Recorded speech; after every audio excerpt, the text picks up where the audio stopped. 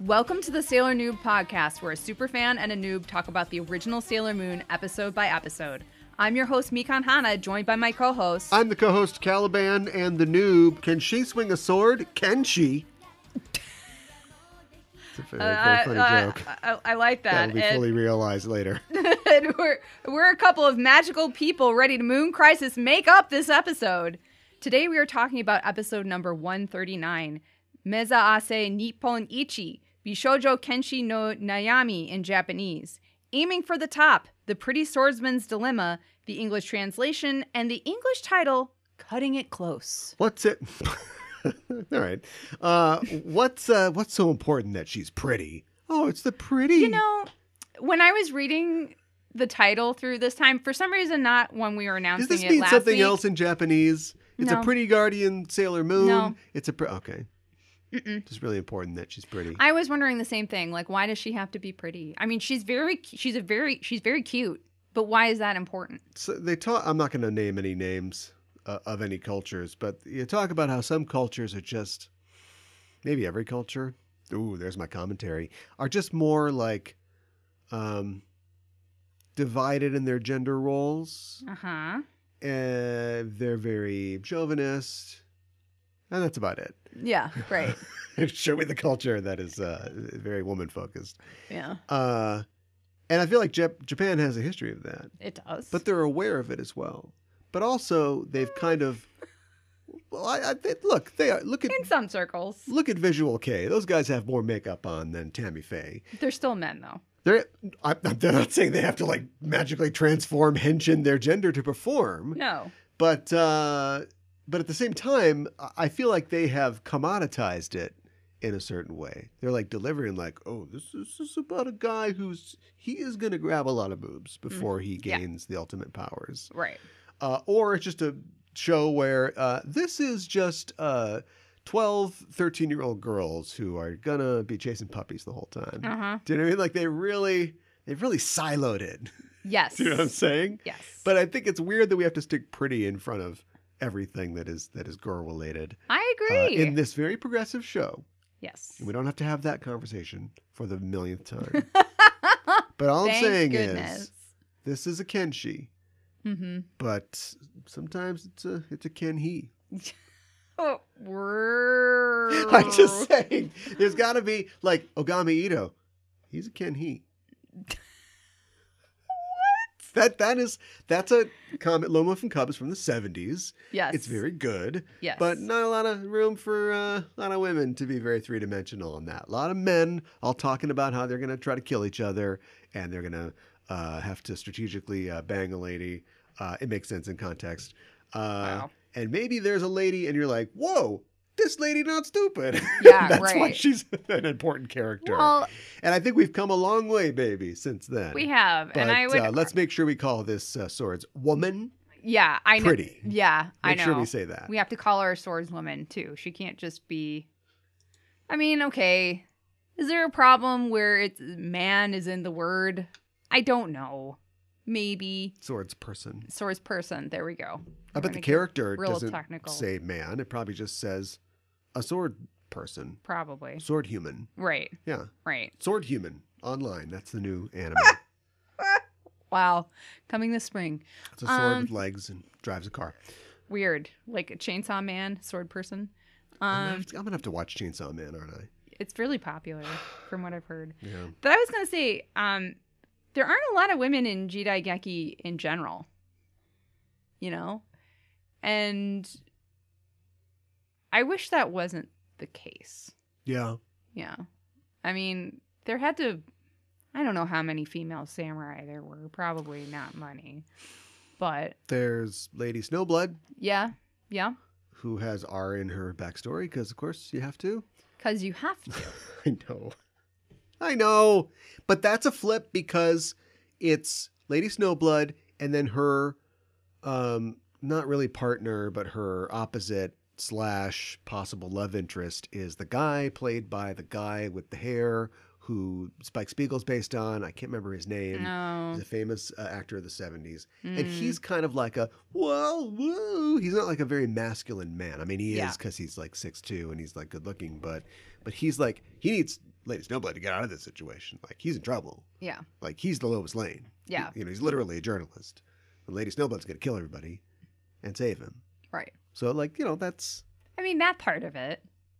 Is that not like is that a send up, or is that just this girl really smart? That's why she's great.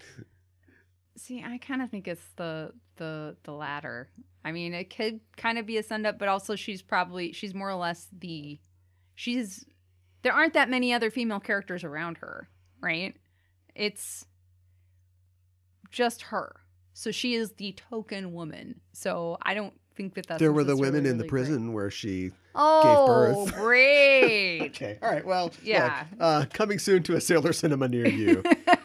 Lady Snowblood, maybe. Or Female Prisoner Scorpion. Oh, my gosh. Yeah. Is that a real movie? All those classic Never Toei seen that one. Grindhouse films. Someday. I've seen Lady Snowblood. It's good. Well, anyway, we didn't mean to turn this into a discussion of gender politics. No, in cinema and anime. But here we are. But it always is. It always becomes that, doesn't it? Yeah, with us. It kind of does. Yeah. That's okay. Well, why don't we get into this episode with our pretty swordswoman? You want to cut to the quick? Yeah, I do. Well, let's do it. Yeah. The quick's like the inside. Is that what it means? Yeah. When you're cut to the quick. Like your inside? Yeah. Ah. Yeah, I don't know the like actual etymology, but the quick is just, the quick and the dead. Yeah, let's but cut to the quick. Works out that it's also got quick in it, meaning let's cut to the chase. Right. Yeah. No chase in this episode, though. No episode in this episode. We open in a samurai movie? Yeah. What's going on? I don't know. Checks the Plex number. We got two combatants who are facing each other across the field. One of them is a grizzled-looking man in a kimono and hakama pants. And he says, "This is the match of the century. Let's have a quick, fair duel." And his opponent, an 8-year-old girl with blue hair, says, "I'm Miharu Akiyama of the unrivaled sword style. Try me." The man rushes at the girl, leaps into the air. We're going to see a filicide here. Oh my God. Their swords clash as they pass each other. A chill wind blows, and nearby we see Usagi, Rei, and Makoto watching this duel. Mako says, "She's pretty good." Rei says, "She certainly puts up a good front. She fights anybody that she can." We cut back to the combatants, their backs to each other, and finally, the grizzled man collapses to the ground. "Uh-oh, Miharu! Did you kill that guy?" You should find yourself a safe house or a relative close by. Lay low for a while, because you're probably wanted for murder. Usagi says, "It's like watching a samurai drama, without subtext." Mako says, "She camps out under that bridge."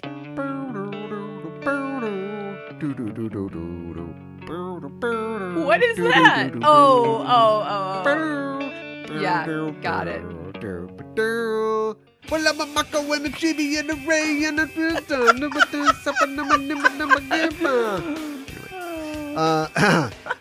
we see she's got a tent at a little campfire by one of the bridge supports, which, knowing Japan, that can't be legal.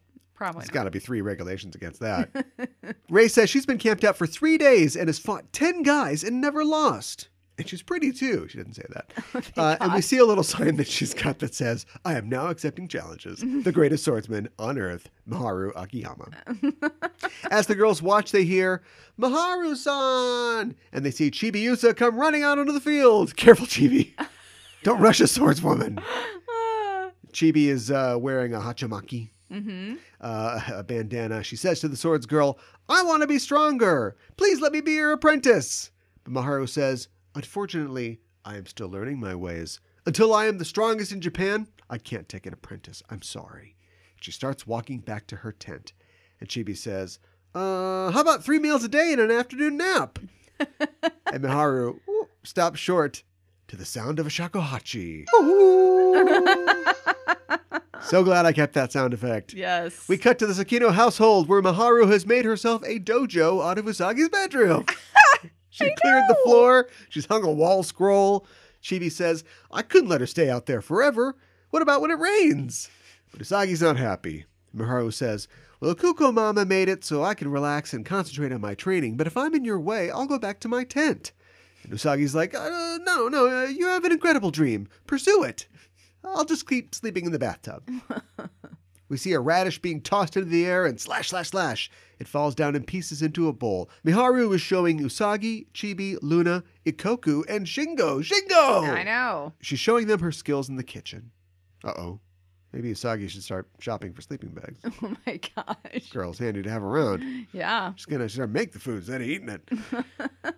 Usagi's going to end up in that tent down by the river. Oh no! And I live in a van down by the river. Miharu says, I feel like I may be flaunting my abilities. But Ikuko says, not at all. You've been a big help. You're so strong-willed. I'm a little jealous. But aren't your parents worried about you? And Miharu says, don't worry about it. My father passed away 5 years ago. As for my mother... Then we see a flash of a woman's mouth saying, don't be so hot-headed. We cut back to Miharu. She's got this blank look on her face. Then she's like, oh, I'll chop the onions. Chibi is loving all this, but Usagi senses that Miharu may be chopping those onions a little too energetically. Why is she saying, take this, mother? Stab an onion. In the neon bar, the Amazon crew is doing what they do, and Tiger has found a picture he likes. The pointy nose, he says, the slightly small mouth. A literal child's mouth. You all know that it's Miharu. I know. You know how this works. Yeah. Tiger says, strong-willed girls are so fun to harass. Tiger has never met a woman that he didn't tell to smile more. Oh my god. Fisheye says, wow, you have bad taste. And Hawkeye says, do you think it'll go well? She wants to be a great swordswoman. Any old seduction won't do. Yeah, with any luck, Miharu cut his head off or something. I know. Tiger says, or at least a little chop down below. Oh my god. Take care of that. Tiger says, you've got a lot to learn. There's a huge variety of happiness for women. I mean, there's cooking and cleaning. They're spoiled for choice. No. Fisheye says, okay, you're so confident. I'd like to see this. I'd like to imagine that Hawk and Fish are going to have a bet later, about like, what do you think? Decapitation or stabbed in the heart? Yeah, right. Let's watch. I get his hair products. We cut to Miharu at the river's edge again, practicing on a straw dummy with her bokken, or practice sword. Mm-hmm. Amidst her efforts, she hears the clack of a high-heeled shoe on a riverbank. Yeah. It's just like, well, you got to really trained to hear. Are those kitten pumps in sand? She spins around to see a woman with short blue hair in a pink mini dress holding a shinai, or a kendo practice sword. The woman says, so you're still practicing. She raises the sword over her head and says, let's go. And the wind whips around the pair as Miharu holds up her own sword. Usagi and Chibi arrive at the river's edge to see this confrontation, and they yell, Ganbate, Miharu-san! You can easily beat her! I'm sure there's nothing wrapped up in this fight personally for you. The woman rushes at Miharu, and they cross swords, but in an instant, the woman leaps into the air over Miharu's slash and brings her sword down upon Miharu's head, knocking her down. With a vicious laugh, the woman says, what's wrong? You're off guard. And she smacks Miharu over and over as she says, you can't be the greatest in Japan like this. And this is like where we have Mako throw her off a bridge or something. I right? know. The woman has her foot up on Miharu's body when Usagi comes running in and says, wait, that's enough. You won already. Psst, thanks for getting me my room back. Miharu struggles to get up and says, please stop, Usagi. She's my mother. Miharu's mother says, so you want to be the best in Japan, but you can't even beat me? Ha! Quit! You should just quit! You're never gonna make it! Give it up, Dewey! And she walks away laughing. And Usagi's like, what was that all about? Mm-hmm. Later, sitting on the riverbank, Miharu tells them, my mother does not approve of my quest to be the strongest. She says it's impossible. But my dream and my father's last wish is that I become the strongest. I don't know why my mother doesn't understand, or how she can sword fight in a miniskirt. I don't understand that either, honestly. Or the high heels. And heels. Yeah. Chibi says, Miharu-san, that's the thing about him. Musashi's wife had to fight backwards and in heels. He was not married. Chibi says, Miharu-san, you're crying. And Usagi's like, shut up. But Miharu says, tears. And she flashes back to a moment when she was little and she was chopping onions. She says, I'm crying, Mommy. And her mother says, don't be reckless when you chop onions, idiot.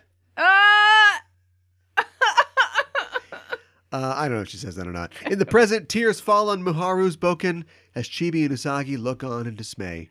Actually, Usagi has a look on her face. Mm-hmm. This is an intense look. It is. If this look was on Rei's face, somebody's face would be on a milk carton next week. I know. But Usagi has that face like she wants to get involved. Mm-hmm. We go way, way up a long set of stone steps to the walls of the Akiyama Dojo. Mm-hmm. A sign over the giant wooden doors reads, Tenka Itto Ryu. Mm-hmm. As Usagi and Chibi stand before them and call out, hello! There's no response from beyond the doors, so they continue yelling, excuse me!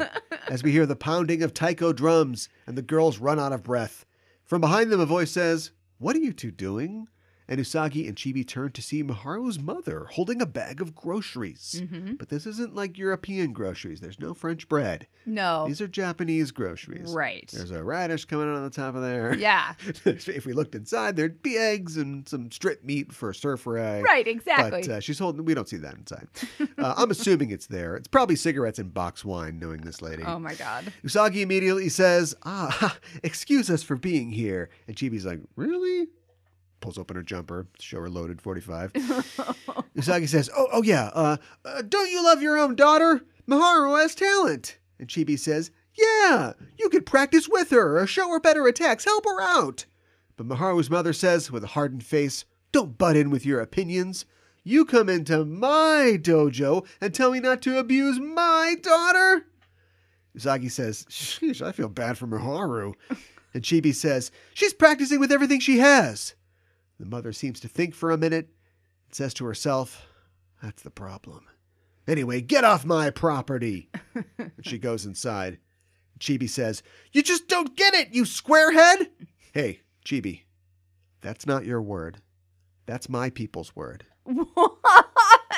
Okay? If we translation rewind that really quick, we see in the Viz sub, Chibi says, unreasonable, stubborn woman, which is much more direct and less offensive to Scandinavians. The kid is the orphan squarehead. Chibi says, idiot, even Usagi's better than you. Whoa, that's Chibi's worst curse. It is. And Usagi knows it. She's like, okay, that's too far. Chibi's like, but it's true. Back under the bridge. Where's my sock? Oh my God, no. Miharu is practicing as fiercely as ever, and as she strikes her dummy, she says, she's got like a training dummy. Not like another character. Right. She says, why can't I win against Mother? If I want to be the strongest, I have to beat her. Kid, you'll be trying her whole life. I know. As Miharu contemplates this, a peal of rose petals wafts through the air, and she turns to see a figure in like a clown's idea of a kenshi outfit. Thank you. He's got a sky blue jacket, green pants, and a red and white striped basket hat. And a ruff like Shakespeare? Yes! So he doesn't gnaw on his stitches? I have no idea. He says, with the spring gone, tears fall from eyes of fish with no birds around. Which is suitably abstruse, but if you check the translation rewind on that one, the Viz dub says, spring is come and gone, the birds cry a parting song, the fish are teary-eyed, which is, indeed, a haiku. So you've got to give it to Viz on that one. That's nice. A little something extra in that translator's paycheck. Yes, I think so. The man who is obviously Tiger's Eye says, I am Torezo Miyamoto of the Dead Moon Style. Whoop, Dead Moon Style, hey! Harass some ladies! Oh my God, yes. Yeah, that would be in his song. I love how he does not try really hard with his aliases. Like Dead Moon is usually in there somewhere. Yeah. Well, I don't think, nobody knows that they're No. The Dead Moon Circus. But, like, they haven't talked to anybody. Take a little pride They're in invisible. your work, Tiger, you know? Yeah. It's funny because later on he's like, man, I worked so hard on this one. I know. No, you didn't. No, you didn't. You ran through a clown supply store. I know. Terezo means tiger or tiger-like. Does that make sense? Miharu says, I am Miharu Akiyama of the Unrivaled Sword Style. I will be your opponent. Which is the last words a lot of people on the police's unsolved murder list have heard. Yeah. And Tiger says, oh, that's not very romantic. He snaps his fingers and a teacup and saucer appears. So he's doing close-up magic, too. And he says, why don't we have some tea? And Miharu's like, none for me. Thanks, I'm training. And Tiger says, too bad, but you look wonderful when you're angry. You should smile more. No. He says, I I guess know. I'll ask you for a match then. And he throws his hat away. He says, 1. And the board starts to come out of the ground behind Miharu. But seeming to sense it, she whips around and says, evil presence? And it like whoop, goes back into the ground really fast. I know. And Miharu's like, what? Tiger thinks, that was close. I can only assault women when they're off guard. Oh my God. I guess. I guess. I expect nothing less from a swordsman. And he draws a tiger-striped bokken, and the two square up to fight. The wind whips up once more. Tiger's sword begins to spin in his hands like a propeller. And Miharu says, the full moon technique. He leaps into the air, and he comes crashing down towards Miharu. But she knocks the sword from his hands, sending it spinning harmlessly to the ground. The sword disappears to her surprise and reappears in the hands of Tiger's Eye as he once again charges at her. They trade a number of blows, and Tiger thrusts forwards at her, but she easily leaps back from his attack. But his sword seems to telescope out, hitting her in the midsection to her disbelief. She collapses to the ground confused, and he walks away and says, this is the perfect story for a samurai drama. It's called The Road of No Subtext. I know. Miharu says, wait! That full moon technique in your last thrust. You must be a well-known swordsman. Tiger says, I'm not that skilled, but I follow in the footsteps of Takezo Miyamoto. Miharu says, Takezo? And Tiger says, you don't know Takezo? Now come on, kid, he's like the Johnny Katanaseed of Japanese swordsplay. Tiger says, he fought Sasaki Kojiro on Ganryu Island. And Miharu says, do you mean Musashi, Miyamoto? And Tiger says, oh, it's pronounced Musashi? I wish they'd spelled it out on the side of the book. This is a very funny joke for Japanese linguists, but I'm sure you'll explain it later. Yeah. Tiger tries to recover by saying, oh, well, since his name was so similar to that other Miyamoto, he's not really in the history books. This is a different guy with the same name. You probably haven't heard of him. He goes on, the Phantom Swordsman, Takezo Miyamoto, the creator of this sword style. And behind him appears a view of a rocky shore crashed by waves with a white triangle behind him, which is a great joke for Japanese film and anime buffs. Yes. And we'll hopefully talk about it later. Yes. Miharu pauses for a second, and then she gets on her knees and says, please let me be your apprentice. And Tiger says, now she gets it. I'm still in training, so I don't usually take apprentices. But because of your beautiful dreams, I'll make an exception. Let's go. And he begins walking away, and Miharu follows him. On the street, Chibi and Usagi are walking home. Chibi's still pretty pissed. She's like, man, I'm still so angry. I feel bad for Miharu-san. Right, Usagi? But Usagi, she's thinking.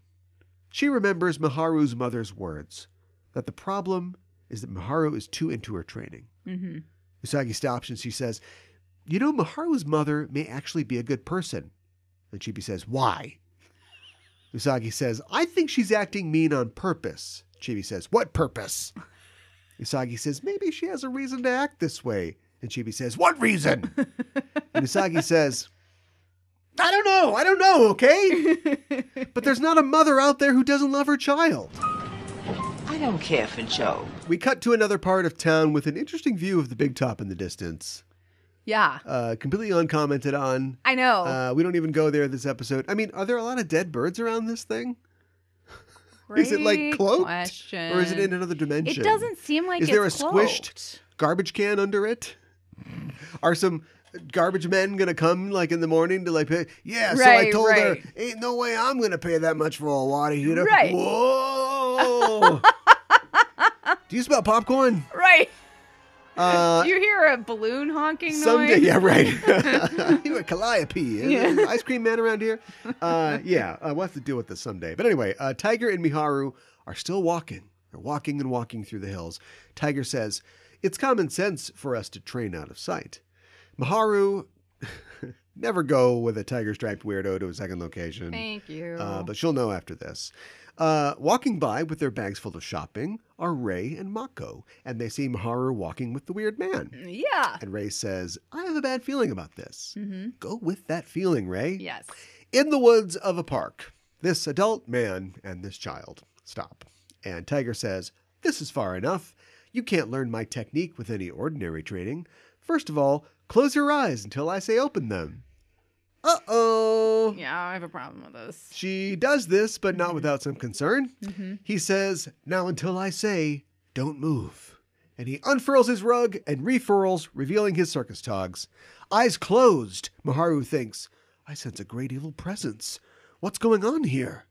Good instincts, kid. Yeah. I mean, not so far getting out to this secluded spot, but good psychic powers, I guess. Right. And 1, 2, she's lashed to the board. Yeah. Her bokken drops to the ground. Tiger says, I didn't say open your eyes yet. And Miharu struggles mightily as she says, hey, not fair, let go of me. But Tiger says, you were the fool to follow me. You're so intent on becoming stronger, you couldn't see anything else around you. Now give me your dreams. 3. And her mirror is out. Usagi and Chibi run up. I don't know how they got here. No clue. Rei and Mako called them, I guess, but somehow didn't guess. get here first. And they immediately transform. Tiger finishes looking into Miharu's mirror and says, not here. And I put so much work into this one, too. Oh, well, time to die. But a sparkling wide pressure comes barreling towards his head, missing by a hair. Before him stands Sailors Moon, Chibi, Mars, and Jupiter. They say, toying around with the heart of the sword, a villain stomping on maiden's dreams. Even if the sun will let you get away with it, we won't. In the name of the moon, we'll punish you. Tiger says, Lemur, come forth. Ayatoriko, master of using strings. And out of his shadow emerges, wow, a blue-skinned woman with red eyes, white face paint, and like painted extra red eyes, Yeah. white bushy hair, and a pink kimono. I think she's a spider. Yes. We'll talk about it. Yeah. And she says, come closer, come into my parlor, Yeah. and we'll play cat's cradle. The kittens and the cradle and the silver spoon. Is this a thing? This is all about like a parent and a child not connecting and seeing how they've wasted the time that they could spend together. Oh, I don't think And they then were. a character who's a spider for no good reason. This is commentary that should be at the end of the recap, but for no good reason comes in just so they can play with strings and go, cats in the cradle and the silver spoon, a little boy blue in the mare. Right? I see your point. I have a feeling that that was not what they were going for. But a valid point. A very valid point. Well, we'll ask Carrie Chapin about it. Okay. Carrie Chapin, power, magic. She also has like sewed on extra legs, like coming out of her sides. Yeah. Like she's It's playing very a disturbing. spider in a kid's pageant. Right. Exactly. And she's playing with string between her hands. Yes. Chibi says, oh boy, we got another weird one. Tiger says, get rid of these guys. And he leaps through a ring of fire as Miharu collapses to the ground. Mars tells Chibi to help Miharu, and Jupiter says, we'll take care of this, freak. Sailor Mars gives with a fire soul, but the lemur works her strings into a square formation and says, tunnel, causing the fire soul to go through her hands.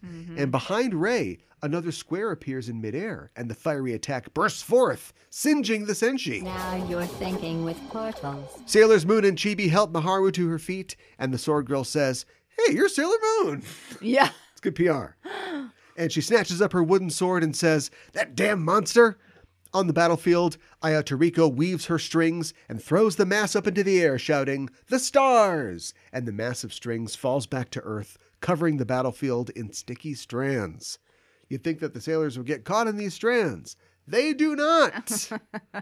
So weird. The sailors try to regroup, and Jupiter tells Miharu, you should get out of here. But Miharu says, no way! My style of swordsmanship doesn't have the term escape. The way of the warrior can be found in death! I go now to my ancestors, who are still alive.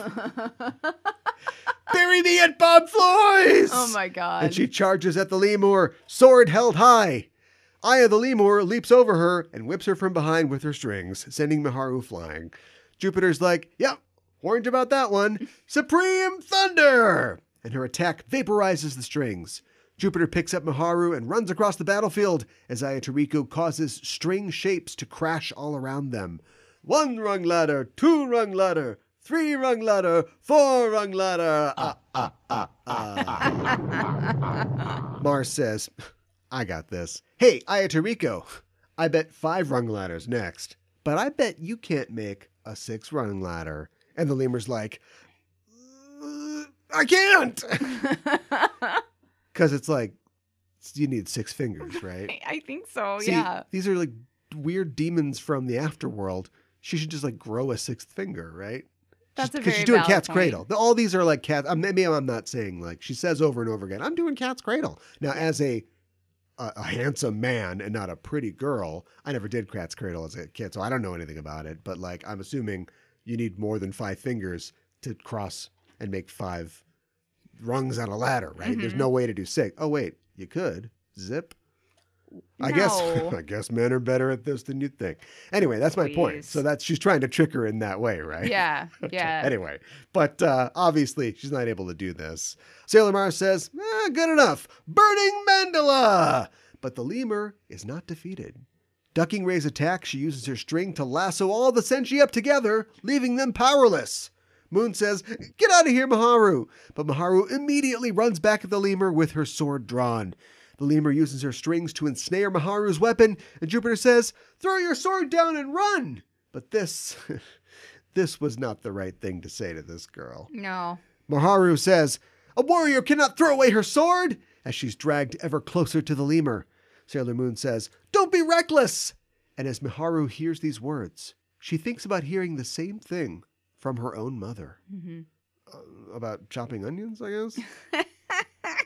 Don't know. Right? Maybe it Don't came... be reckless when you're chopping onions. Right, I guess that's when it was, With yeah. a sudden revelation, she lets go of her sword, which goes flying towards the lemur and smacks her square in the face, knocking her over. Miharu quickly pulls the strings tying the Senshi and says, now, Sailor Moon! Chibi raises her carillon, and with a twinkle yell, she summons Pegasus. Pegasus says, whoa, I hate spiders. Anything with 8 legs really creeps me out. Except Sleipnir, though. He's my heir from another mare. Dude knows how to party. What? Sleipnir, the 8-legged horse of Odin. Oh, I just figured okay. it's probably like a fantastical horse club that they hang out at. Probably. Yeah. Yes. The Aegean Stables, it's called. These are jokes for somebody with a classical background or education. Sailor Moon gives us the MGM, and Ayatoriko stages out for the last time. The threat vanquished, Miharu thanks the Senshi, saying, I've never had such an absurd battle before. And Chibi's like, whoa, crazy. And I think it's kind of like an acknowledgement that, like we say like every week, like, what do people think is happening when they're attacked by spider people and stuff like that? Right. Usually they get knocked out and it's a dream, but she was up for this entire time, She was. basically. But we'll talk about why I think that's okay in a little bit. Miharu says, I feel like my eyes have been opened by you. And we get a superfluous final act flashback to the kitchen of her childhood. I guess it's the second half of the first act flashback. Guess so. Where Miharu remembers her mother telling her that if she heats the knife before cutting onions, she won't cry. Which I don't know if that works. I've never heard that before. I cut a lot of onions. Yeah. We'll have to try that. Yeah. Back into the bridge. Miharu stands ready to face her final opponent. Her mother. Yeah. Oh, oi, Gewalt. Everybody's final opponent. She stands She stands in her own jacket and hakama and says, to call me here, you must be very confident in yourself. Chibi and Usagi watch from the sidelines as Miharu's mother says, come on. But Miharu holds her footing. Her mom says, then I'll attack, and rushes at her daughter. But before she can reach her, she falls in a concealed hole. As Miharu approaches, her mother says, what is this?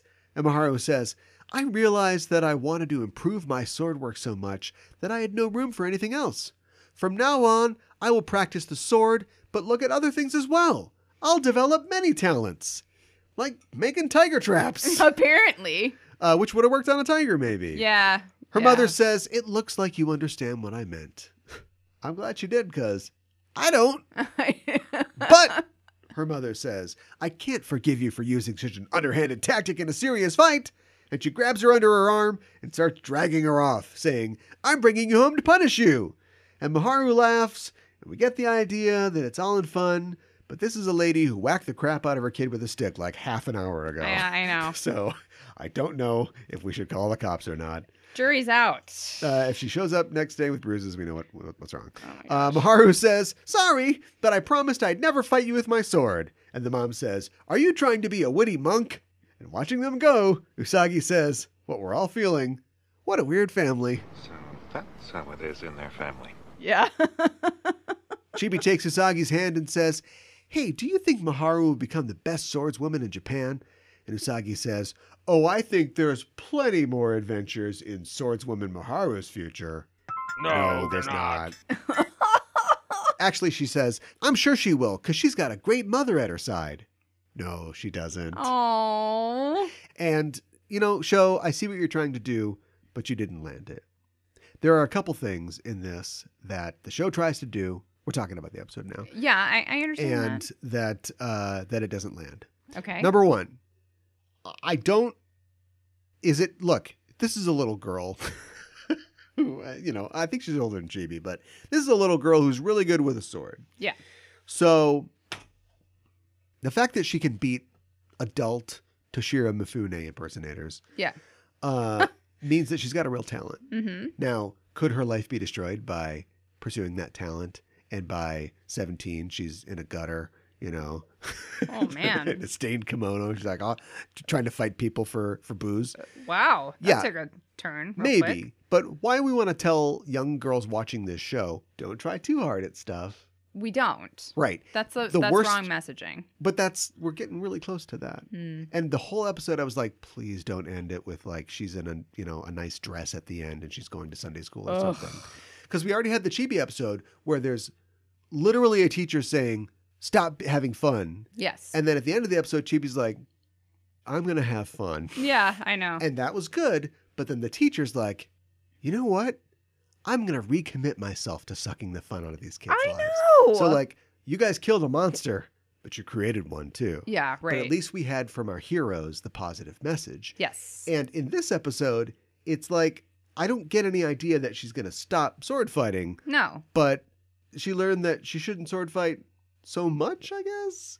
And then they try to like make it work by like, no, you were going to fail because you kept trying to like attack a spider cosplayer, somebody who's cosplaying their favorite comic book, Right. a Saga cosplayer. Yeah. But, in the end, it was just like, she won because she was pulling so hard on her sword, not really because she threw it away. And also, honey, if you are a fan of Miyamoto Mushashi, he literally came up with like throwing your sword was like part of his He came up with all sorts of things. part of his skill set. Yeah. People are like, "Dude, you never throw your sword." He's like, "I got 2 swords. I'll throw one of the swords." Right. They got a small sword. Throw it. Right. So like, it's like telling kids like, don't work too hard. And I don't think that that's great. I do think it is. I hear what you're saying, and I do think it is confusing messaging. I feel like what the show was trying to say is that she was so focused, especially on being the best, that she wasn't thinking about how she could like improve herself, or she wasn't necessarily being super present in the moment of her fights. Dig a tire trap. Here's the second half of, thank you for leading me to the second half. Sure. The second half is any kid who's living under a bridge. Yeah, right. Stop right there. Right. It's not, kids don't decide to do things like that. Yeah. Do you know what I mean? Yeah. The home, there's a problem in the home. Yeah. And the show tries to set up this thing where the kid is like, oh, I was so focused, I wasn't paying attention to what was going on around me, specifically in this conversation. All I remembered was what sounded like harsh words from my mother. Don't be so reckless. Mm-hmm. And I forgot the second part, which was, because then you have more fun and you cut onions better. Right. And that's like, first of all, I just don't think that works. That's just not believable.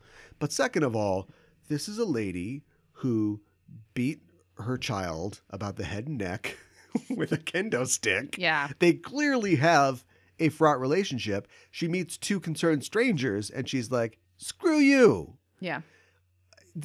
From all of her actions, this is not just like, well, she's, mom's mom and she doesn't always connect with her feelings. Like, she's just like a weird abusive person. Yeah. And having the kid remember like one thing that she had forgotten that her mother said can't fix all that.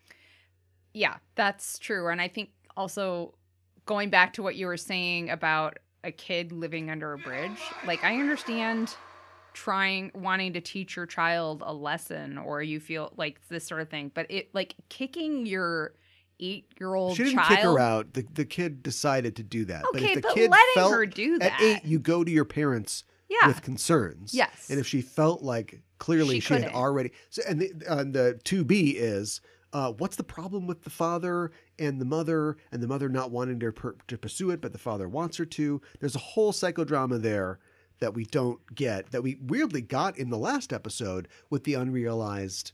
this is the second confirmed death that we've had only in a row in the series, but the unrealized dream of the spouse. And in this case, they just went second verse, same as the first, only it's the daughter.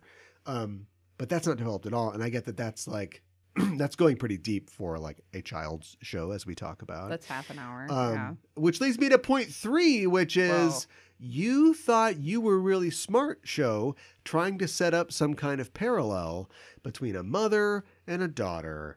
And then as they watch this abusive mother drag her child away to God knows what, Chibi goes, do you think she's going to be okay? And Usagi's like, I think so, because she's got a good mother. And they're holding hands, and it's like, no.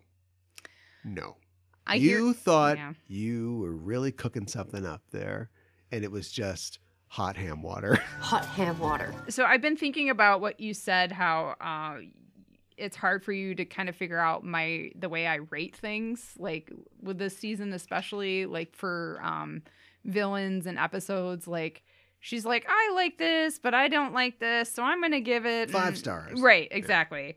Yeah. And I was thinking about it, and I just feel like things have been so bad for supers that when I do like an episode or a villain, like I don't trust myself. And so like I feel like the show has me doubting like my own judgment, And so like I feel like I have to, I'm making an excuse for myself. I'm like, should I give it a 3? I'm going to give it a 3. But I would say in response to that, you need to do what our girl here in the episode is doing. What, Miharu? Or what any person who seeks to walk the path. You have to just give yourself up to it. Right. You have to travel through it and come out the other side. Right. You have to throw yourself into the river, be pulled along, and go over the falls and come up in the pool at the bottom, and then hit the side of your head and get the water out of your ear and go, now I understand. Right. That's what you have to do. Yeah, no, I think you're probably You have to be tossed by adversity. Be smoothed by the water. The water makes the stone smooth. Yeah. I don't know, something. It's something like that. I mean, that sounded good. You had me convinced. So, yeah. I think it also reveals a solidity to the first 3 seasons. And again, we're not reinventing the wheel here, but like, we can go back and look at the charts. There were times that we were like, all right, we're just, 3, 2, 1 episode until we get to the next twist. Okay, it's reinvigorated. Or there's times where it's like, they tried something and they failed. And it was a big swing that failed, or they were doing something different for some reason and it just did not work and we're just going to move on. But there's other times that they're like, they really nailed it. They've nailed the characters. They have set a couple things up that are paying off now, and this is really great. We know that this is a new creative team. Not fully, but like you take enough, how many planks you take out of the ship before it's not the easiest to ship anymore. Yeah, right. We're starting to get to, a new ship here. And I don't know if they get how the show works. Yeah. I don't think they I don't know if they go, oh, it's girls are doing girl stuff. They're making curry or something. Some monsters attack. I'm going to write a Sailor Moon. Right. I don't know if they know what makes Sailor Moon Sailor Moon. I don't think that they do. I don't want to say it's Naru, but honestly, I can't prove that I'm wrong. Well, we already had our last Naru episode Yep. earlier this season. Naru gone. Naru is gone. Yeah. So, I can't say that it's more Shingo. Shingo. Yeah, right. But I'm pretty wrong. Not really around. Yeah. If the secret's Miss Haruna. Well, we've been screwed a long time then. We need more Miss Haruna. Yeah, right.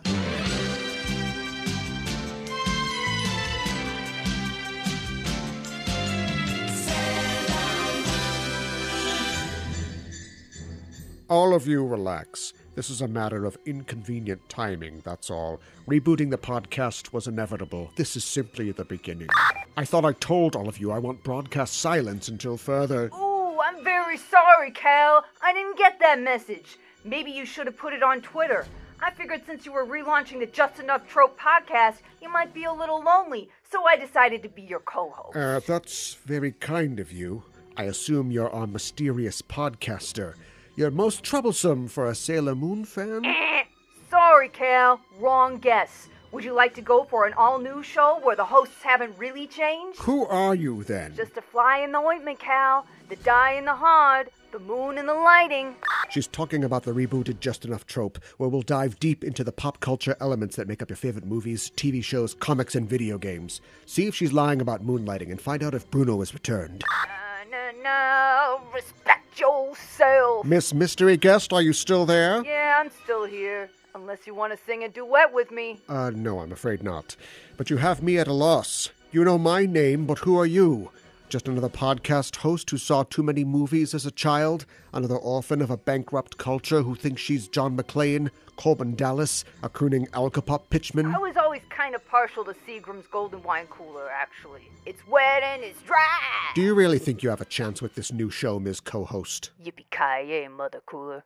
Just Enough Trope, 40 stories of sheer pop culture deconstruction. Available everywhere you listen to your favorite shows.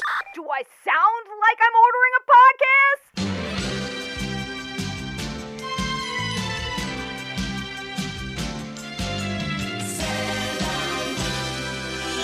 Today for Kyoro Kyoro Miru, or Curiously Looking Around, where we talk about elements of Japanese culture within the episode, we're going to be talking about Miyamoto Mushashi, or the best swordsman in Japan.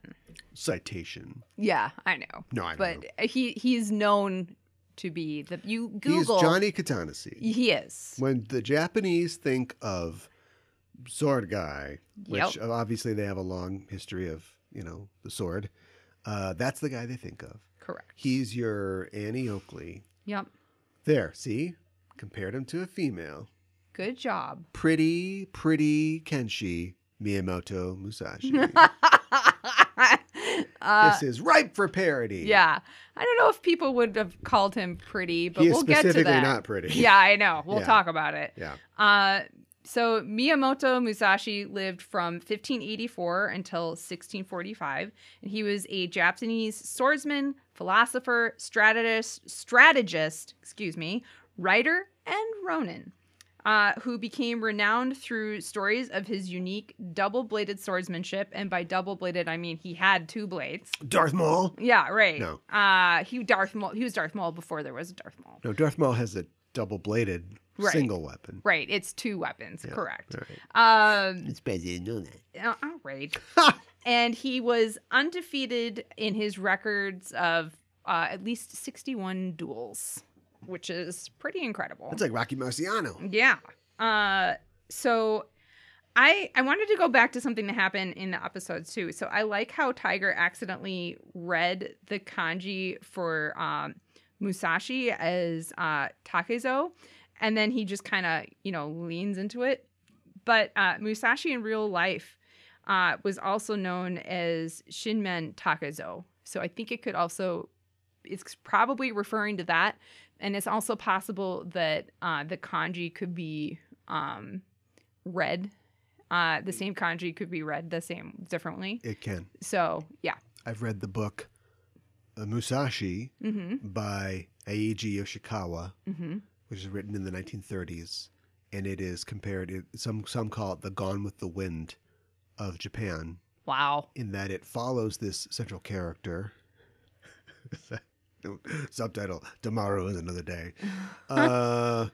Frankly, I don't give a shimata. Oh my gosh. And it follows his life, and it is, historical fiction. Yeah. So a lot of it is like, probably made up, but it incorporates all the major things that happen in his life. And it's also set during a very important time, literally a time of civil war. Yeah. Right. Tomorrow is another day.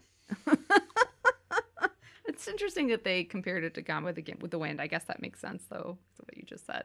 Yeah, it's got romance in it, kind of. Yeah. But yeah, in that, he's, it goes by Takezo as a young man. Right. But then when he sort of leaves his town, he's, pronounces it differently. Sure. Which people do, or they just change their names completely. That's not unheard of either. So when Musashi was about 15 or 16, he left his hometown and started fighting strong and well-known samurai across Japan. And by the time he was 29, he had won around 60 duels, all of which were fought to the death. And if the duels were kind of evenly distributed, that's approximately one duel fought every 3 months, that's a lot. I just, Factor in travel time, sure. Yeah, right, exactly. So that's, it's 60 in one lifetime is like, that seems like a lot, but when you put it in that perspective, it's even more frequently. Those are official duels, too. That doesn't even count like people that he might have just ran into. Sparring or, right. When he was younger, he pissed off a sword school where he was, called the Yoshioka School. And it was, remember, around this time, the Civil War is cooling down. And so you're starting to get what we've talked about with the sort of samurai knightly thing becoming more of a tradition than like a real martial thing. It's speculated that Musashi himself actually saw combat and war. Yes. And so he was somebody who had a very practical approach to swordsmanship, which is why the one-handed, or the one sword with two hands on it was very, that was sort of like the kind of way to do it. Oh, it's, so beautiful. It's like this elegant way. And he's like, you ever been in a fight? It's not practical. I want to stab people twice. Right. You stab them twice as much. And so he sort of got into like a tiff with the guys from this school. And so they chased him like all around the place, like everywhere he went, like he was running into guys like this, and may have killed up to 70 of them. Wow. Because they kept like coming after him and attacking them. And so, yeah, I mean, like 61 official. Right, exactly. And he won his first duel against an established samurai when he was like 13. Right. Which is, I don't know, just kind of blows my mind. With a staff. Yeah. Yeah. So not even a sword. Musashi is considered a kensei, or literally a sword saint in Japanese. The term is considered by some to imply a higher degree of perfection, possibly also encompassing a moral dimension than the more commonly used kengo, or sword master. Although there's not a written rule, basically it has so much prestige that many believe that there shouldn't be more than one kensei at a time. So basically, he was kensei, nobody else was when he was alive. Who picked it up after him? That is a fantastic question that I do not have an answer to. And I don't think it's something like that necessarily, like there is, you have to pass it down or anything like that too, right? So there isn't necessarily one all the time. He's just the best there is. Exactly. Like Ash. What? Ash Ketchum. Oh, yes. You got to catch them all. He's Hokage. Hokage? Only he's not, because that's ninja. Oh, right. Exactly. He was the founder of the Niten Ichi-ryu style of swordsmanship. And in his final years, he wrote the Book of Five Rings. More on both of those in a little bit. Musashi was well known during his lifetime, And there were fictional texts about him that were had been described to be similar to comic books in the day. And so it's important to recognize that many aspects of his life are challenging to verify, as there are a lot of facts and actual events that mixed with fiction. Print the legend. Yeah. Right. Right. And what sounds better. Yeah. You know. What's interesting about that is that he, as a Japanese hero or a paragon of swordsmanship, of masculinity, of nobility, was a man who was really outside of those spheres. If you look at somebody like Yagyu Jubei, you know, who is like a famous samurai and like, you know, was a retainer to the Tokugawa. He's like another, you know, if like he would be like the I don't know, the Clint Eastwood. Oh no, maybe Musashi's the Clint Eastwood, and then Jubei's like the Robert Redford or something like that. Okay. But like Musashi never really had like a lord. Like he was never really, he was a ronin for most of his life. Yes. His probably first major battle was, it's not confirmed, but it's thought that he fought at Sekigahara on the wrong side. Right. On the losing side. Right. So he was not successful like in that way in war. He got into a lot of fights and killed a lot of other like swordsmen and like sword school masters. I'm sure we'll talk about his most famous duel, which is like, technically you won, but wow, I don't know, a lot of asterisks in the way that you won. Then he goes and lives in a cave for the rest of his life. He was unhealthy in that he probably had eczema. Yeah, I was going to talk about that. And in his life, he had neuralgia, which can also be a side effect of eczema, which is just, you know, pain, like, you know, extremity pain, joint pain. And so he was not necessarily like the picture of health. He was never married. Yep. And so as far as him like getting it on with the chicks, you know, you got to write that into your historical Gone with the Wind novel, but a lot of people speculate he might have been homosexual. Yep. And so like, despite all that, the Japanese are like, it's the baddest ass there ever was. I know. This big bad Leroy Brown over there. Right. Kensei. And like when you start to work for your Zaibatsu, you know, your boss goes, read this, it's the Book of Five Rings.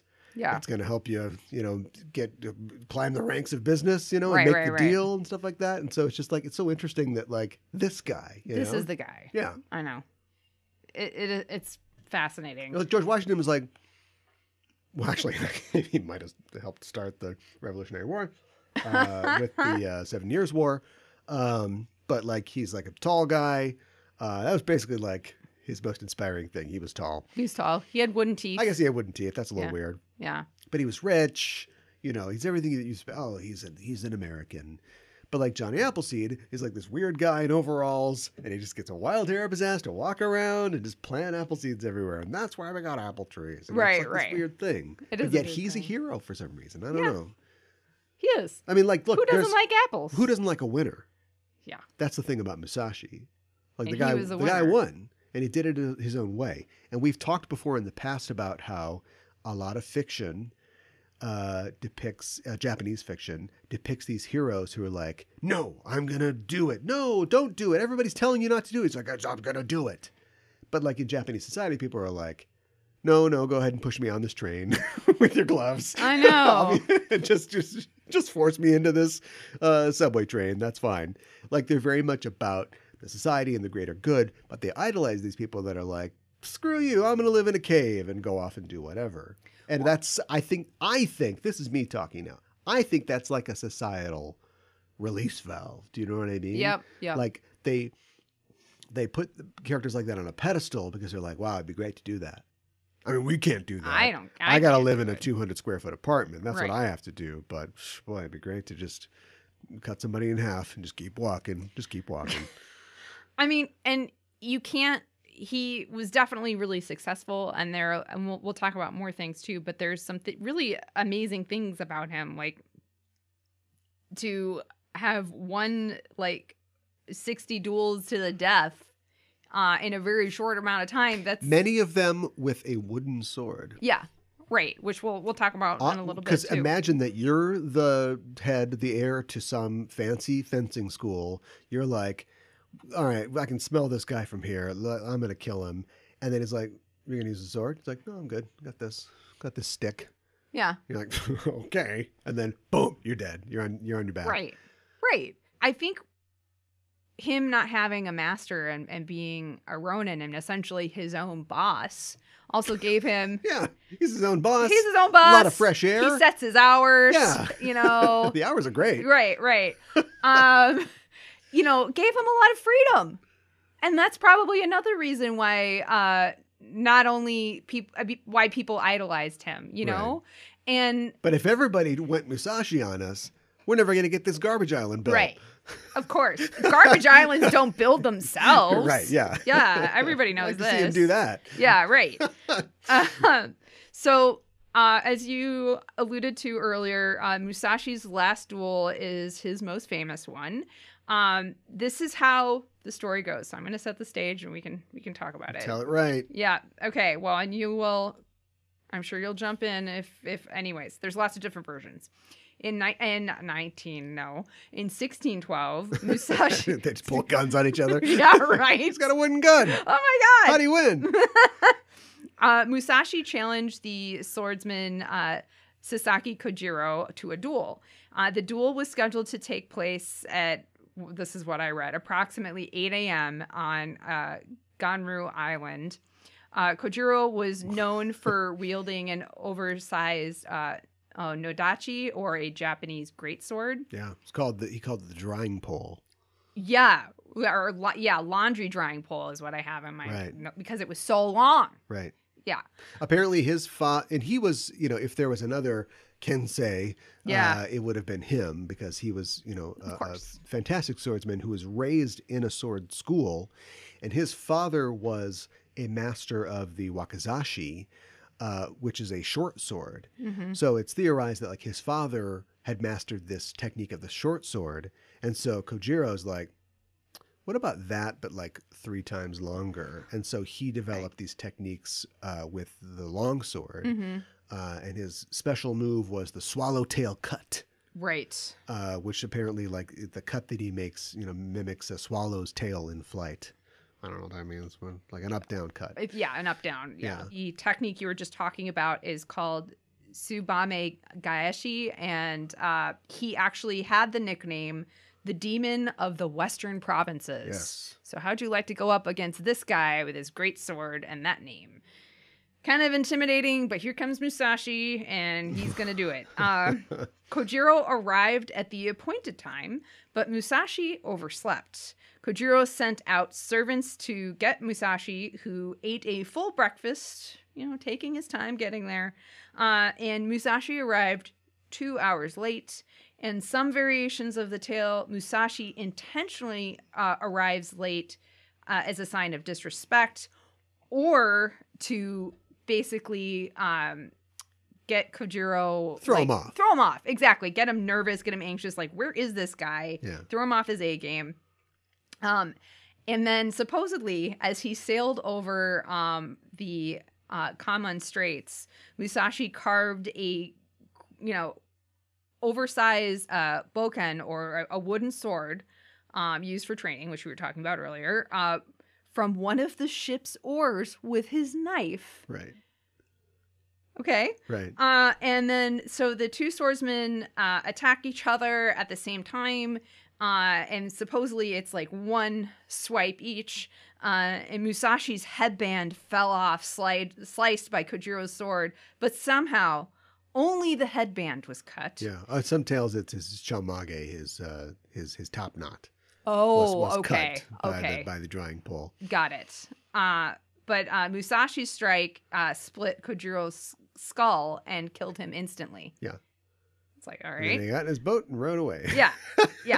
The duel has been depicted in many paintings, books, and films. However, many historians have questioned the authenticity of the duel, as it seems too perfect.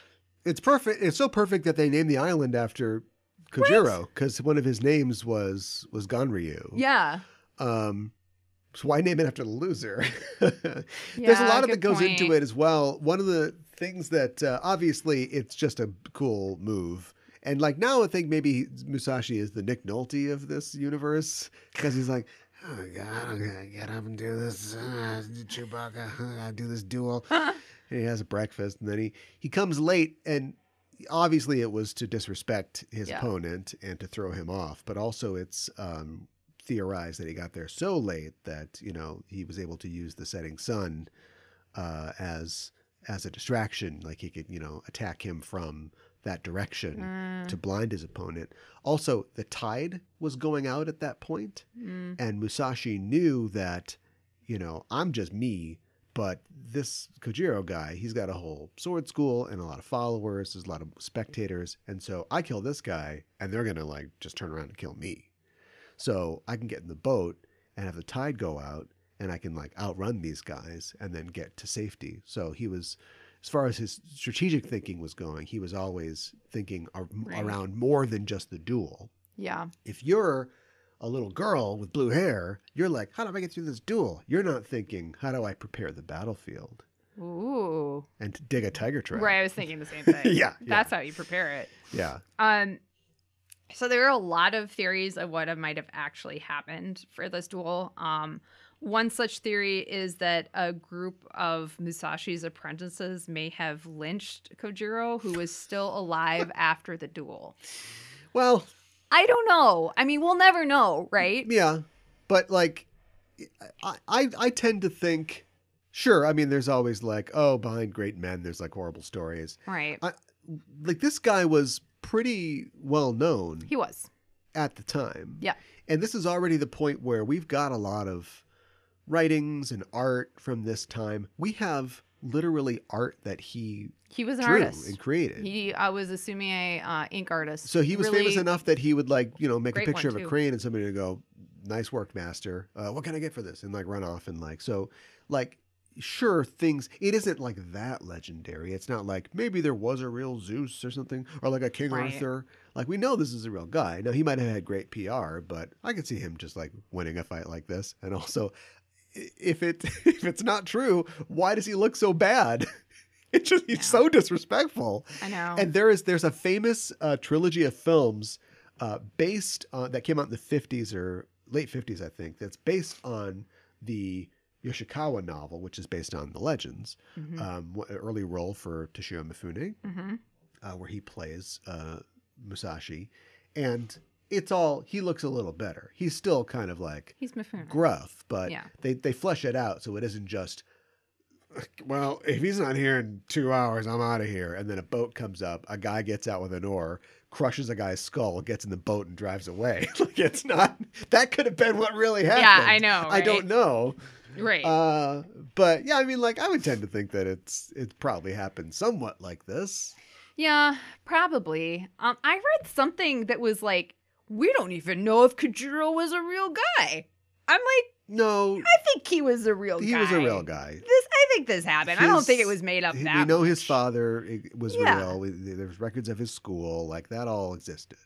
So, I mean, we even have people like doubting the validity of this so much that they're like making stuff up about the things that we do know. Anyways, there's a great anecdote from that fight where Kojiro is so pissed off that he's late, you know, and he hasn't showed up, that he throws the scabbard of his sword into the sea. I read that. Yeah. Which to him was a sign that like, I'm not putting my sword away. Like when he gets here, I'm fighting. This is to the death. We're not just going to go, oh, okay, you won. Like this is it. But when Musashi gets there, he's like, oh, you must not think much of your chances to throw away such a nice scabbard. You're not going to get to use it again. Right. Exactly. So this guy's like, the 90% of the battle is all mental. Like he's setting this guy up, and cracking his skull is just the period on the sentence. Yeah, no, absolutely. The scornful sentence. Yes. Musashi created and refined a two-sword kenjutsu technique called Niten Ichi, literally two heavens as one, or Niten Ichi Ryu. And there's a Buddhist sutra that refers to two heavens as the two guardians of Buddha. So it's kind of thought that maybe that's also what's referred to with the two swords. In this technique, the swordsman uses both a large sword and a companion sword at the same time, i.e. a katana and a wakizashi. The two-handed movements of... So this is speculation, but it's thought that maybe the two-handed movements of temple drummers may have inspired him. But a lot of it also probably comes from his actual combat experience, right? Jute or jite techniques were taught to him by his father. And I know we've talked about the jute before, but it was often used... The jit. But it's also... Jute, J-U-T-T. Yeah, sometimes it's a jute. Yeah. But the jit. It's used in the offhand often as a parrying sword. Yeah. And so you block sword movements. Right. With it. And so Musashi just went, well, jit doesn't have a blade. Why does not use two blades? Yeah. So basically, to learn the strategy of Niten Ichiru, Musashi employs that by training with two long swords, one in each hand, one will be able to overcome the cumbersome nature of using a sword in both hands. Yeah. Although the image of Musashi fighting with two swords is like burned into everyone's skull, right? It doesn't mean that he always fought with two swords. Like we were just talking about, he fought with a wooden training stick. Yeah. So it's not like that's what he used every single time he fought. There's a comic called, or manga called Blade of the Immortal, when the main character uses not only two swords, but often just a random scattering of weapons that somehow he keeps inside of his kimono.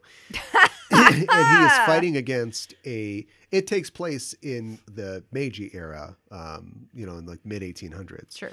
But he's fighting against a school called the Itto Ryu, and their whole thing is, we just want to be the best, and we don't care what we have to do to be the best, which is why they're the bad guys. But also they have no rules. The rules are win. So there's the main guy actually uses a large, heavy axe, like a sickle-like axe, and he's a skinny guy, but the way that he is able to swing it around and use it, it's very effective. There's another guy that uses like helicopter blades on his hands. There's another guy that uses like a serrated sword. And these are all like vile, terrible people. Sure. It's supposed to be like the ultimate expression of, if you're a kenshi with no nobility, you're just a monster, basically.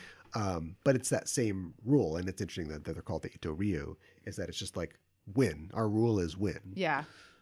And so Musashi's kind of going with that. He's like, everybody's like, oh, you got the 37 chambers of how to hold a sword with two hands. I just want to use two swords. It's like better. Right. It just makes defend more against sense. this, asshole. Yeah, right. I'm Exactly. Cut you twice. So Musashi he came across as having a pretty straightforward approach to combat, with, no added frills, and this was probably due, to his real life combat experience. And as we were talking about, in his later life, he, was very artistic, and he made various Zen brush paintings. He did calligraphy, sculpted wood and metal. Even in the Book of Five Rings, he emphasizes that samurai should understand other professions as well. Yeah. You need to be well-rounded in order to be a good fighter. Yeah, it's kind of weird, sort of backwards. I mean, I guess for the time they weren't so backwards, but he applied this idea of 5 rings to a lot of different things. Yes. And so he came up with there are 5 professions a man should have: a warrior, a builder, this, that. And it's like, all right, can I serve hot dogs, or right? What does that fit into? Can I be a server? Does that work? Yeah, exactly. I read the Book of 5 Rings when I was in college. Did you? Okay.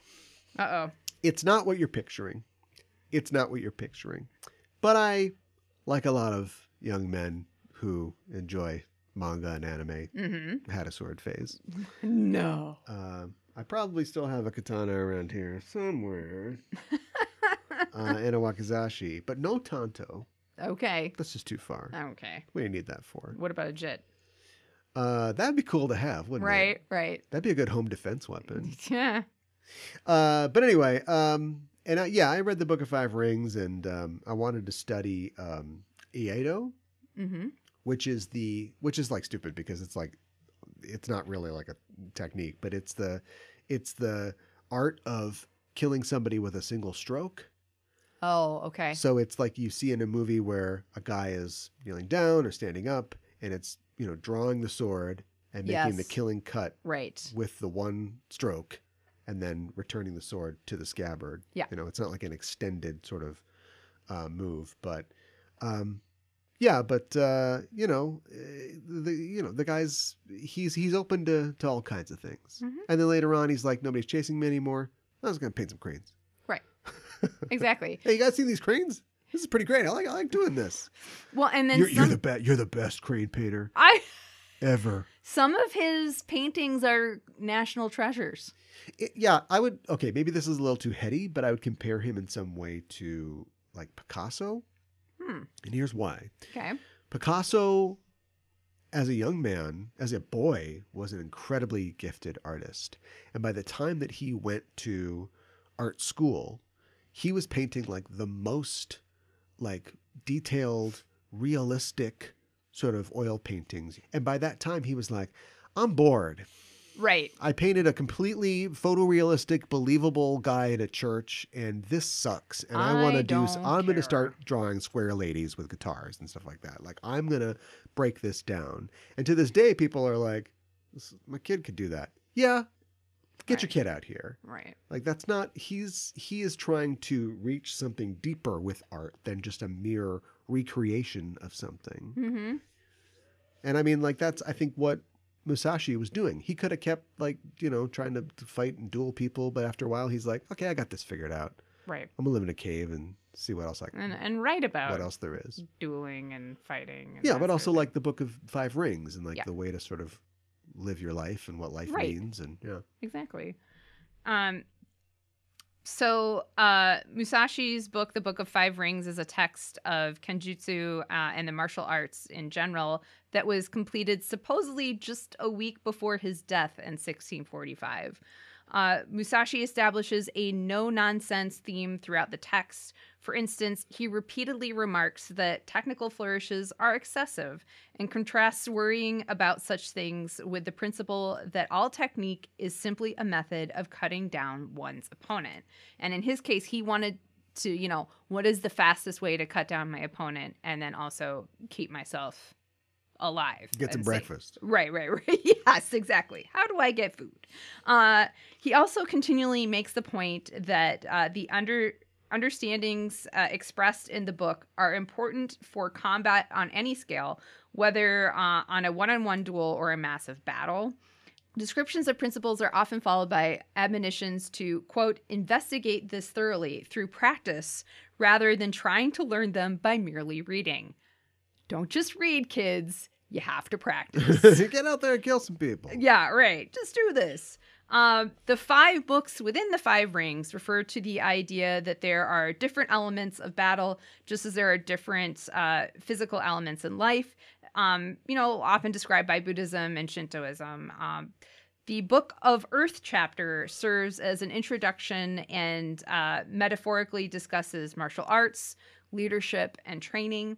The idea of timing, as explained within the Book of Earth, is that one must be able to adapt one's strategy to timing with your skill, and that one must know when to attack and when not to attack. And he talks about at length about how, rhythm is really important with like dance and battle and all this sort of thing. Well, in order to have good rhythm, you have to have good timing. That's the key to comedy. Timing. Exactly. You got it. When does Sauron show up? What? In this Book of Rings. And yeah, I know, right? It sounds like a lot of things, right? The Book of 5 Rings. I kept thinking of Shang-Chi and like the 10 rings. Yeah.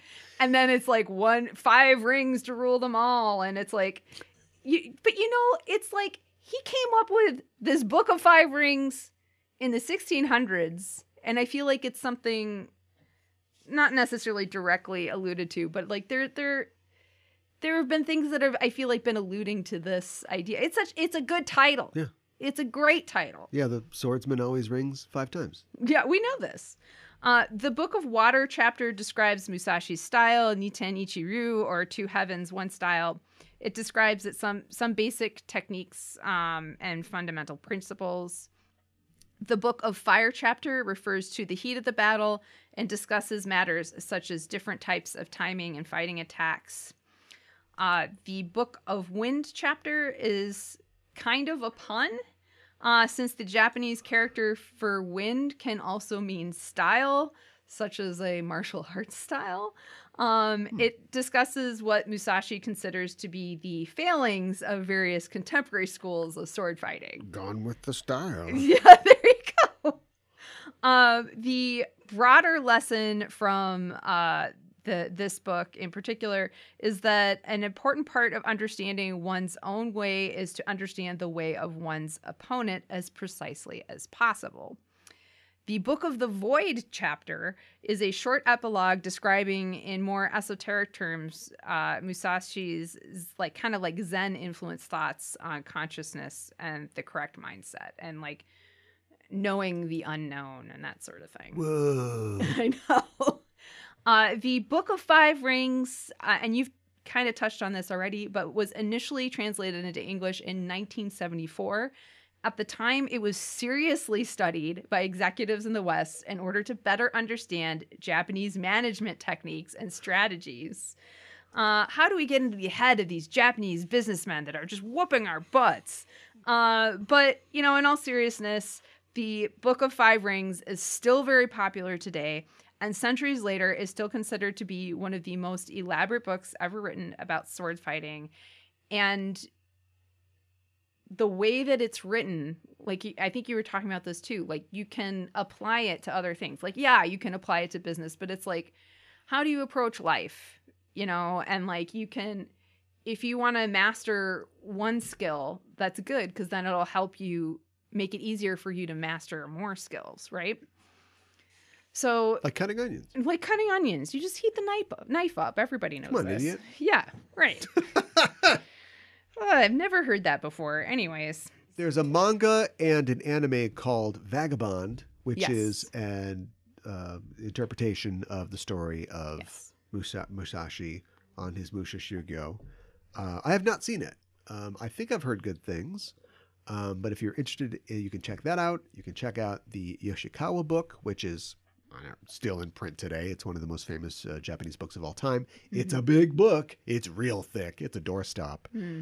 So good luck with that. Did you say you'd read that too? Yeah. Okay. And thumbs up, thumbs down?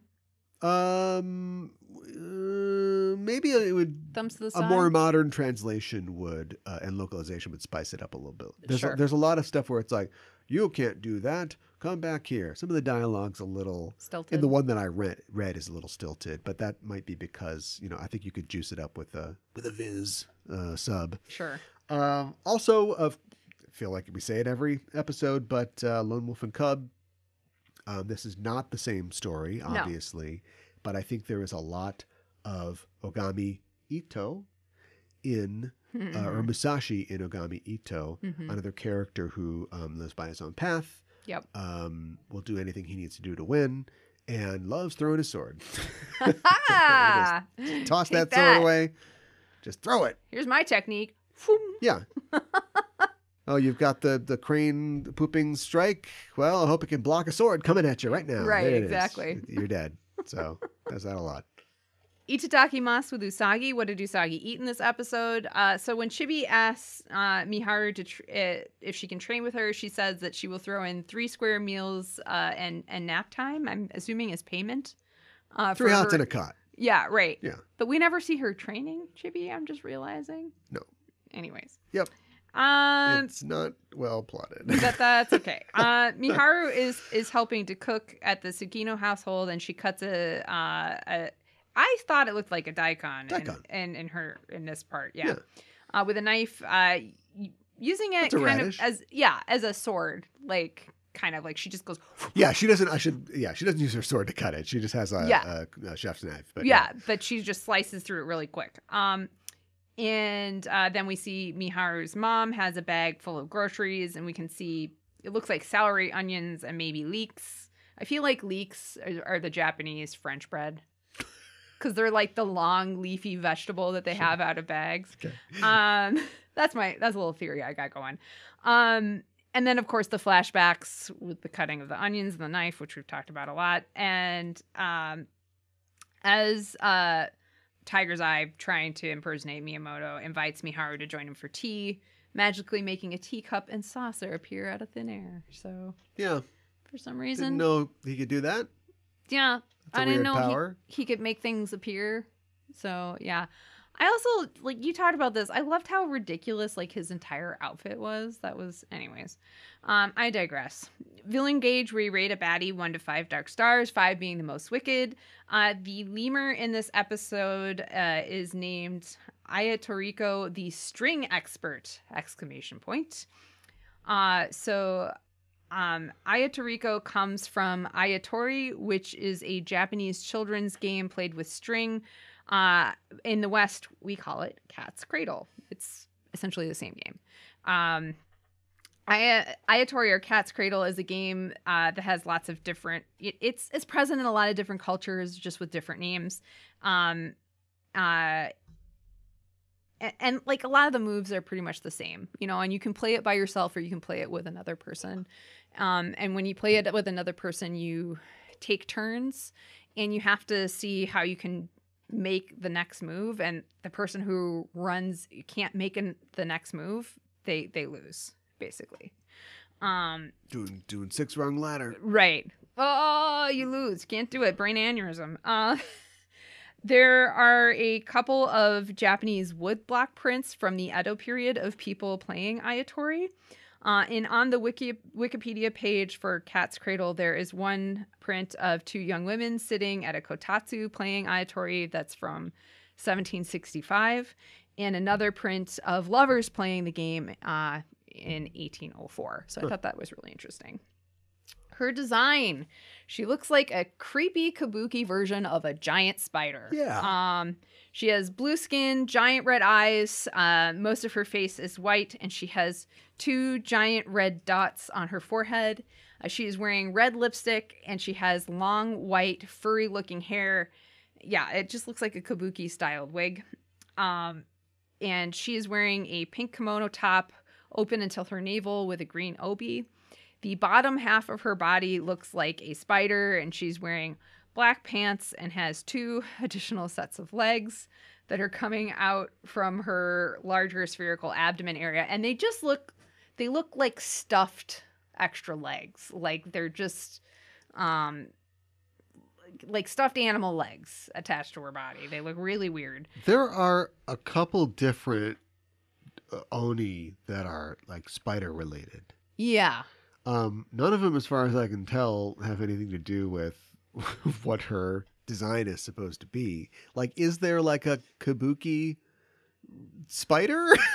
I don't know. I don't think I've ever seen anything quite it's like this. Not a bad band name. No, I like the band name. That's a good band name. But yeah, like there's the Ushioni or the Tsuchigimo, but like, yeah, I can't think of anything. Like, this is one of those things where they just went, well, I mean, like, it's not literally going to be a spider, but like, what if you were...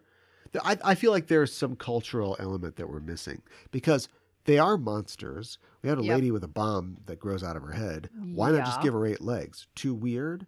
But it seems like if you were going to be in a no play or something and you were representing, the god of spiders or something, then you would have... 4 little pantyhose stuffed with socks that would be extra legs, right? Right. So there must be some play or something that we don't know in Japanese culture that would be who this is. I guess, but I didn't I looked at... The cat's in the cradle and the tail, and the rabbit in the moon. Yeah, right. The pages like WikiMoon and stuff like that, they didn't say it for this character. They didn't say anything. Well, I guess if they don't know, then nobody's ever going to know. I'm not saying that. I guess there's no way to know. Wow. Okay. She's also wearing sandals. with red straps, and there are 3 red diamonds on the back of her abdomen. So diamonds again, with the character design. Wait, what is a diamond? So yeah, 2 diamonds would be a Black Widow. That's not the design, though. Yeah, I know. Yeah, it would have been cool if they had done that, but they didn't for some reason. I'm doing my best! You are! You're doing their work for them. Okay, now we're up to our rating. I like that she looks like a Kabuki-styled spider. She's just creepy and off-putting, too. I like that her powers come from Ayatori, I like that the tunnel reversed Mars' attack back onto her. That's always fun when they do that. I think that her attacks, they come across as like actual shapes that you do with Ayatori, which I think is really neat.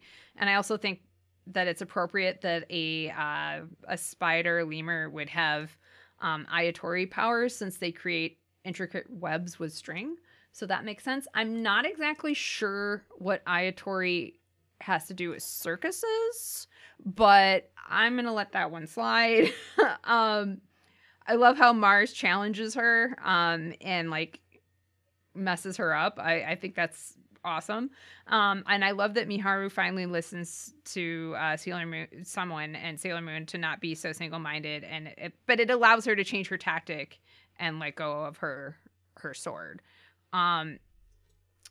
I thought she was really fun. I'm going to give her 4 out of 5 dark stars. I don't. This is another one. We just have one of these too. This is another one of those where I don't think it should work as well as it does. Yeah. But it does work. Yeah. And so I would give it a 4 as well. Poorly defined powers that are yet very effective. Yeah. You can just drop ladders on people, I guess, or whatever it is. Apparently, whatever she's like, it's like Harold and the Purple Crayon. Yeah. Only it's crazy spider bitch and the red spider string. Yep. And that's pretty good. There's also there's a personality there in that. So she doesn't have a personality because all she does is just go, let's play Cat's Cradle. Let's play Cat's Cradle. Let's play Cat's Cradle. Biggest Harry Chapin fan ever. Yeah. But then also they're like, okay, well, play 6-fingered Cat's Cradle. And she's like, I don't know how to do that. Yeah. But then she snaps back. And so, yeah. I don't know. And the design is like super busy. And apparently we filled the rest in with frog DNA, or in this case, Kabuki DNA. Yeah. I'm in your blood. So if I don't have to answer any more questions about it, I would give it 4 star, 4 dark stars. Yeah, no more questions for me. That all checks out. Take a bow, or our rating on how our villains left the stage of life. She freaked out and let a yell of "Ay-ya-ya!" And her fanged mouth was frozen in terror. And I wrote, and her limbs all over. Oh, and her limbs were all over. I think that's what I meant. I read that weird in my notes. But she just kind of was like, her arms were all kind of like all over the place. This was a little different. I enjoyed it. So I'm going to give it a 4. This was fine. This was a 3. Okay. I felt like her pose was very, again, with her hand, was it like a Kabuki actor's pose? Yeah, maybe? right. See, Maybe. I hate it when because people have told us, we're so good at finding the cultural connections, and we're missing something here, and it's disappointing. So I'm going to assume that's what it was. Points up for that. And the scream was good too. Here's the problem. They were a little long for this one. Because there's not a lot happens in this story. And so when she does the Moon Gorgeous meditation, they put a couple extra loops in there. There are a couple, not freeze frames, but holds on some, this thing is going boop, ba-doo, boop, ba-doo, ba-doo, ba-doo, boop, boo. Next thing, they were trying to fill it out a little. And so my thing is you're the ones that came up with just a frozen screen for the bad guy's death. Lovely eats up 6 seconds right there. You could do whatever you wanted to. You were like, let's do this instead. and you ended up having to like put filler in your own episode. And so that's disappointing. It's not really her fault, but I got to dock her and give it a 3. I've got some trivia for this episode. I'm sure you noticed, but Ami and Minako are both not in this episode at all. This was the last episode. Aminako. What? They're Aminako in. Yeah. I'm Aminako. We've talked. Aminako. Oh yeah. We've never talked about Aminako. Let's talk about Aminako. Do they work? No. I don't think they work. No. Too different. Which is weird because every other pairing seems to work. Yeah. I'm a secret Amimako stan. I like Amimako. Or it'd be like Amikoto or whatever. I like Amimako. But yeah, I don't think Aminako works at all. I don't think it does either because Mi's so serious and Minako's such a goofball. Well, have you seen Usagi and Mamoru? Yeah, that's well, literally that's what true. they are. Yeah, I guess you got me there. And this is after, completing a show that, I don't know if it knows it, but it's all about these girls all getting it on with each other. You've got Rei Kodo, you've got Rei, it's everybody with Rei, basically. You got Rei Nako, you've got the Amisagi, you've got, that's a shipper's paradise. Yeah, oh yeah. Huh. I never noticed that before. The redemption of Aminako. We got to make it happen somehow. Okay. Or is it just, Mami? Mami? No, Minmi? Minmei? Minmi? I don't even know what you're saying. Minmi. Minmi? Minmi. Minmi. Nobody likes saying that. That's a tongue twister. Maybe it fails simply because there's no good shipper name. It's not a Benifer. Look, hey, you laugh. Benifer was so good. They did it twice. Yeah. Oh my God. So the scene where waves and a triangle appear behind Tiger's Eye refers to Toei's Film Studios logo that is shown at the beginning of all of their films. And of course, besides on anime, Toei is also known for their live-action Jidaigeki films, which is most likely what they're referring to here. Yeah, it's weird, though, because the Samurai trilogy was Toho. Yeah, well... Maybe and then Toho is, everybody's seen it. It's like a golden circle, and then there's like the multicolored, like, sort of swirl going around it, and then the big golden letters. It's possible that they did Toei because this is a Toei show. They are Toei. Yeah. Yeah. That's on brand. It is on brand. They also do Jidaigeki. I know they didn't do the Musashi trilogy, but I think they're that's way okay. more of like an anime studio now than they ever were, but yeah. Right. Well, now we're up to our rating. I really like how dedicated Miharu is to her dream, despite her mother treating her awfully. Ridiculous, but I love Tiger Eye in this, like how he magically appears with a single cherry blossom petal and is just ridiculous outfit, and that just the haiku that he says, and that he's starts doing the sequence with trying to get the Miharu's mirror out, and then she senses that he's up to no good behind her. I mean, that was great.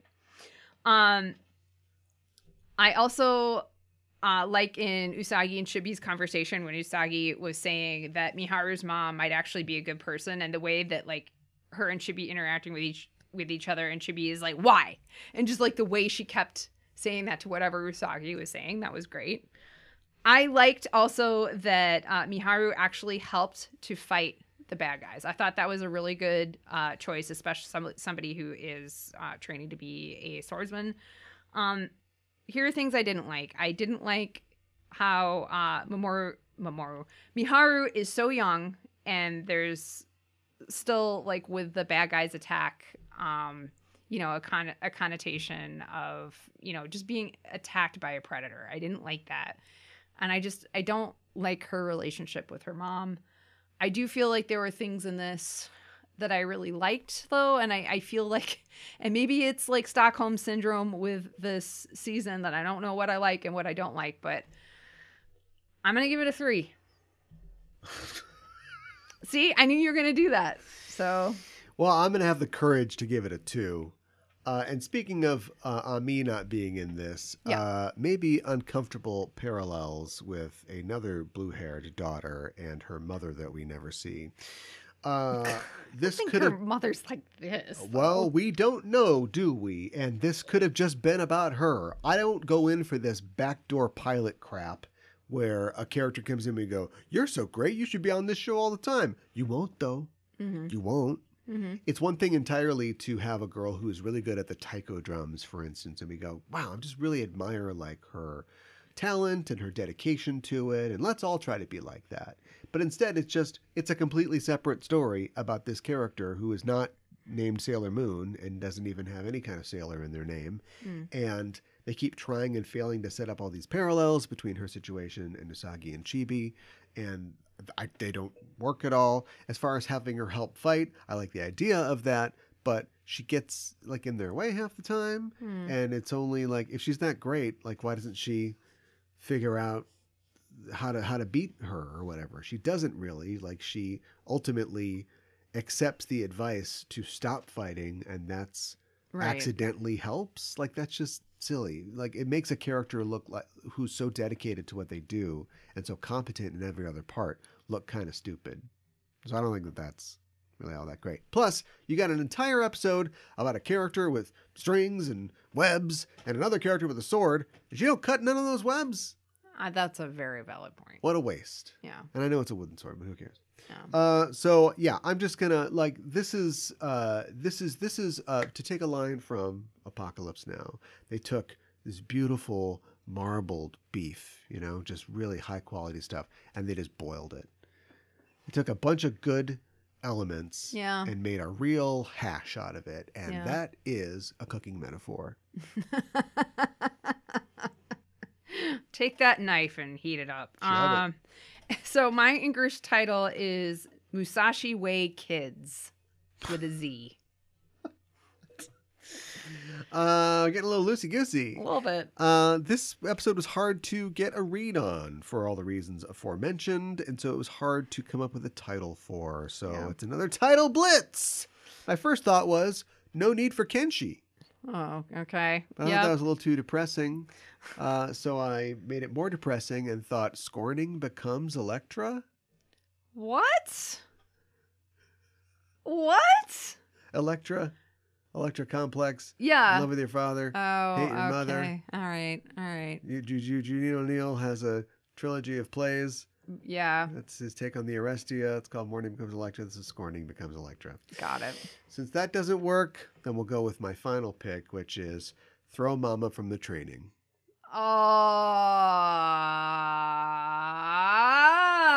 Coming back around on it. Next episode, we are talking about episode number 140. Mini ga daisuki. Oshare na senshitachi in Japanese. We love fashion. The Stylish Guardians, the English translation, and the English title, Close Call. Yep. Oh, my chest. Oh, that hurts. Do I have to leap over there and restart your heart? That's the kind of pain I want to cause in people. Yeah. All right, show. You've raised the bar. Is that a clothing metaphor? No. I don't think so. Are you going to jump over the bar? Yeah, right. You can hang clothes on a bar. All right. Well, anyway, I'll bring a better game than that next week. It's hard to say where we're going because it's hard to say where we're going because we've talked about how the show sucked for a while. Now the show's kind of clawing back. Still a couple missteps. Not really sure if we're on completely solid ground yet, but it feels firmer. Mm-hmm. So we'll have to see how it pans out next week, but I am looking forward to it. I'm looking forward to talking with all of our fans on our Discord, which is free. And there's a link in the show notes. You can join us there. Do it. Stop by our Discord. Talk about not only Sailor Moon, but, Marvel stuff. Mm-hmm. Movie, got to get back into the Marvel stuff. All the Marvel movies are coming out. Yep. Got to catch back up. Yep. But do that. Star Wars, same thing. But also television shows, video games, nerdy stuff, anything you want to talk about. I don't know, the weather, politics. Go ahead. Right. Bring that stuff in here. Yeah. Also, we've got a Patreon, which we've mentioned on the show previously. It's at patreon.com/Sailor Noob. On our Patreon, you can get access to our other podcasts where we talk about other anime shows, where we talk about live action tokusatsu shows, where we talk about Japanese films, also anime films and anime influenced films. It's all there at patreon.com/Sailor Noob. If you don't like the idea of joining a club, that would love to have you. But you want to still support the show, why not head to coffee, ko-fi.com/just enough trope, all one word, the name of our network, and put a little something in the tip jar. Say, nice job. Mm-hmm. You keep talking about those tokusatsu shows, which I have to add one to the list pretty soon. What do you think? Yeah, I think so. I'm still trying. Audience, I'm trying to talk her into doing a Shoujo Commando Uzumi show. I don't know if she wants to do it, but I mean, I love Shoujo we can Commando try Uzumi. it. But now that we've wrapped up our coverage of Pretty Guardian Sailor Moon live action, we are moving on to a new show, a show many people probably familiar with, covering Evangelion, Neon Genesis Evangelion. We're watching every episode. We are talking not only about the episode and its influences, but the psychological, sociological, and like sort of mental. That's psychological, I guess. Psychedelic? But psychedelic, some of them, yeah. But the underpinnings, the scientific and social underpinnings of every episode, philosophical, I think is the word I was looking for. The title of the series, Beyond Good and Eva. You can only complain about it if you join the Patreon. So go to patreon.com/Sailor Noob. Tell us how bad that title is. I personally love it. Well, that's our show for this week, and the Name of the Moon will be punishing you next week with another episode of Sailor Noob. In a silver spoon, in a